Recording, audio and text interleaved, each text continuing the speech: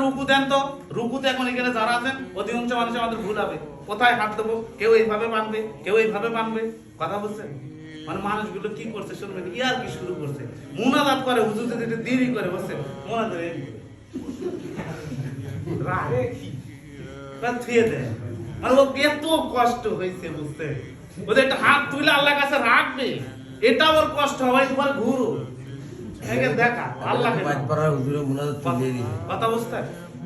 এই জন্য আমি আপনাদেরকে বলবো বন্ধুগণ আমার, আসেন আমরা রাসূল সাল্লাল্লাহু আলাইহি সাল্লামের জীবনী পড়ি, জানি, এবং সর্বপ্রথম আল্লাহ রাব্বুল আলামিনের দরবারে যে হিসাবটা আপনাকে আমাকে দিতে হবে সেটা হচ্ছে নামাজ। এই নামাজটা সহি করে নিই। আমার 5 ওয়াক্ত দেখা দৃষ্টিতে নামাজ, আমার 17 রাকাত ফরজ নামাজ। কয় রাকাত? এই সবাই বলেন কয় রাকাত? ফরজ নামাজ ফরজ থেকে শুরু করে ঈশা পর্যন্ত কয় রাকাত ফরজ?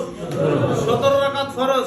এই 17 রাকাত ফরজ নামাজ এত সময় দেব আল্লাহ রাব্বুল আলামিনের কাছে, কাল হাসরের মাঠে যেন এই সময় আমার জন্য আল্লাহ রাব্বুল আলামিনের কাছে বলে যে অনেক সময় লাগিয়েছে, এই সময় দেওয়ার কারণে যেন আল্লাহ তাআলা আমাকে জান্নাত দেয়। বলেন সুবহানাল্লাহ।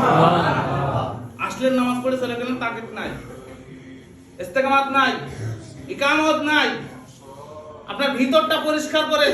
আপনি যখন গেছেন আত্তাহিয়াতু সহি করে পড়েন, দুরূদ ইব্রাহিম যখন পড়ছেন সহি করে পড়েন, সালাম ফিরাইছেন তো ফিরাইছেনই। আমি দেখতাম অনেক মানুষ শুদ্ধ করে সালামটা ফিরে দেন, এক পাশে দিয়ে আরেক পাশে না দেওয়ার চেষ্টা করে।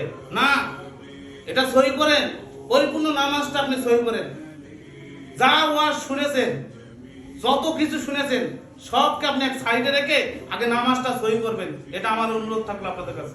আল্লাহ রাব্বুল আলামিন বোঝার তৌফিক দান করে বলেন আমিন। সবাইকে, আমাদের সবাইকে যেন আল্লাহ রাসূল সাল্লাল্লাহু আলাইহি সাল্লাম যে নামাজ পড়ে আল্লাহ রাব্বুল আলামিন সাল্লু কামা রাআইতুনি উসাল্লি, যে নামাজটা আমাদেরকে দেখাইছে, ঠিক ওই নামাজটাই যেন আমরা আদায় করতে পারি, ফরজের সময় মসজিদে এসে নামাজ আদায় করতে পারি, সেই তৌফিক আল্লাহ দান করে বলেন আমিন। ওকে দাওয়ানা আলহামদুলিল্লাহি রাব্বিল আলামিন।